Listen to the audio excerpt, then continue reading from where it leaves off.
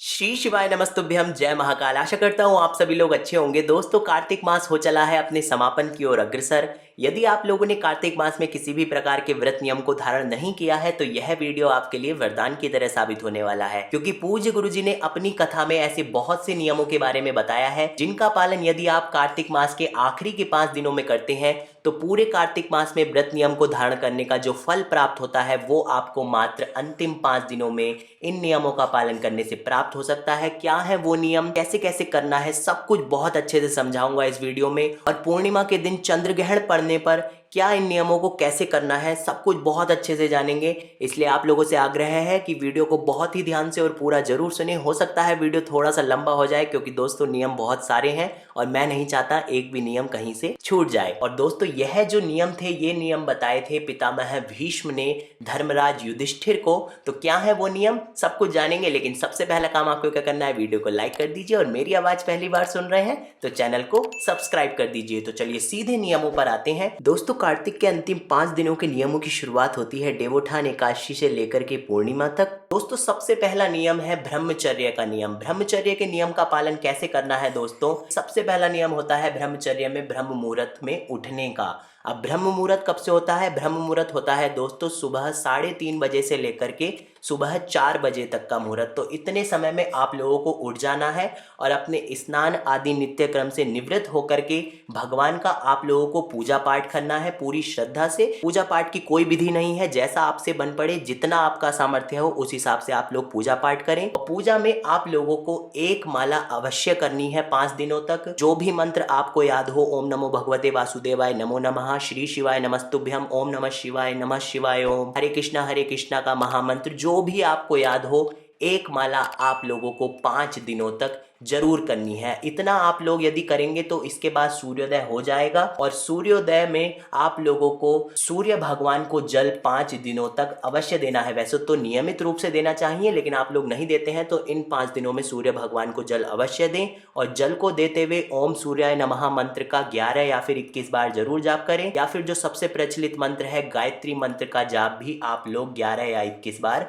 सूर्य भगवान को जल चढ़ाते हुए अवश्य कर सकते हैं। अगला नियम दोस्तों जिसका आप लोगों को पालन करना है वो है दीपदान का नियम। दीपदान आप लोग कब कर सकते हैं दोस्तों, आप लोग अंतिम 5 दिनों में, यदि आपके घर के पास कोई आध्यात्मिक नदी हो, कोई सरोवर हो, जैसे कि जो लोग गंगा किनारे रहते हैं, जमुना जी के किनारे रहते हैं, सरयू जी के किनारे रहते हैं, नर्मदा जी के किनारे रहते हैं, जो भी आध्यात्मिक नदी है, उन लोगों को तो अवश्य ही अंतिम 5 दिनों में एक दीप अवश्य दान करना चाहिए। आप लोग 5 दीप, 7 दीप या फिर 11 दीप का दान भी कर सकते हैं। और दीपक आप लोगों को कैसा जलाना है दोस्तों, आप लोगों को गोल बत्ती का घी का दीपक दान करना है। तो जितना आप लोगों से बन पड़े आप लोग उतना अवश्य करें। यदि आप लोग 5, 7, 11 रोज नहीं जला सकते हैं 5 दिनों तक, तब आप लोग पूर्णिमा के दिन शाम के समय अवश्य ही 5 या फिर 7 दीप का दान अवश्य करें। लेकिन सबसे जरूरी बात क्या है, जितना आपका सामर्थ्य हो उतना ही आप लोग करें। अगला नियम दोस्तों क्या है कि आप लोगों को दीप दान करना है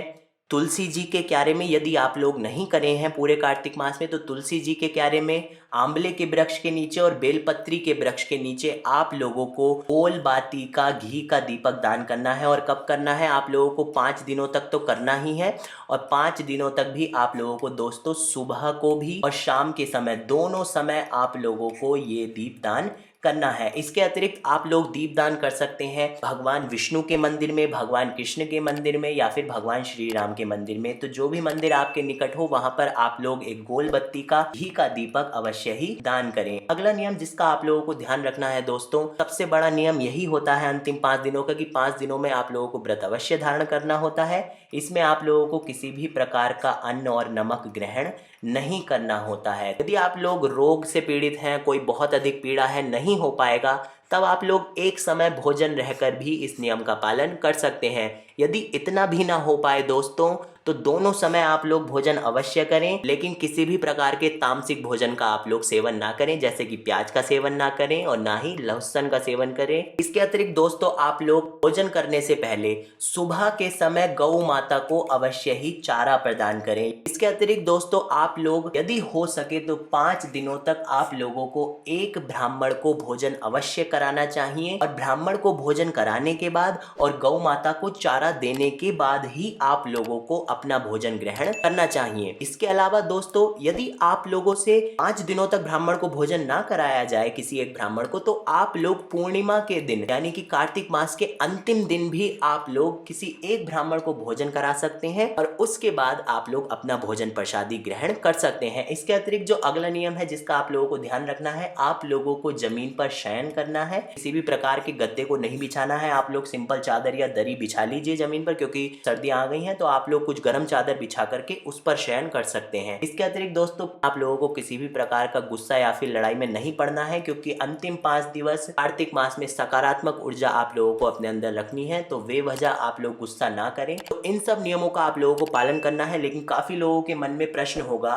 कि कार्तिक पूर्णिमा के दिन तो चंद्र ग्रहण पड़ रहा है, तो उस दिन हम इन नियमों का पालन कैसे करेंगे। तो दोस्तों, सबसे पहली बात तो मैं ये बता दूं कि जो लोग यदि जितने भी नियम मैंने बताए हैं वो लोग यदि 5 दिनों तक उन नियमों का पालन कर सकते हैं तो बहुत अच्छी बात है। यदि नहीं कर सकते हैं तो इतने नियमों में से कोई सा भी एक नियम आप लोग 5 दिनों तक अवश्य पालन करें और आखिरी के दिन यानी कि कार्तिक की पूर्णिमा के दिन आप लोग सारे नियमों का पालन कर सकते हैं। और कार्तिक पूर्णिमा के दिन जो चंद्र ग्रहण पड़ने वाला है दोस्तों, चंद्र ग्रहण का सूतक लगेगा दोस्तों सुबह को लगभग 8:32 पर सूतक लग जाएगा और सूतक खत्म होगा शाम को 7:30 बजे। तो आप लोगों को जो आपके सुबह के नियम हैं वो आपको सुबह 8 बजे से पहले कर लेने हैं और जो शाम को दीप दान करने के और अन्य नियम है वो आप लोग शाम को 7:30 बजे के बाद इन सभी नियमों का पालन कार्तिक पूर्णिमा के दिन भी चंद्र ग्रहण के बाद कर सकते हैं। मैंने एक प्रयास किया है सभी नियमों को बहुत अच्छे से आप लोगों को समझाने का। हो सकता है वीडियो थोड़ा लंबा सा बन गया हो दोस्तों, लेकिन यदि आप लोगों को हमारा प्रयास पसंद आया हो और यह जरूरी जानकारी आप लोग ज्यादा से ज्यादा लोगों तक शेयर करें, और एक कमेंट और एक लाइक और एक शेयर आपका हमारे लिए बहुत अधिक महत्व रखता है। तो इसलिए आप लोग कमेंट में श्री शिवाय नमस्तुभ्यम जरूर लिखें और कोई भी प्रश्न हो उसको आप लोग कमेंट में जरूर पूछें। जल्दी ही मिलते हैं आपसे अगली वीडियो में, तब तक के लिए श्री शिवाय नमस्तुभ्यम।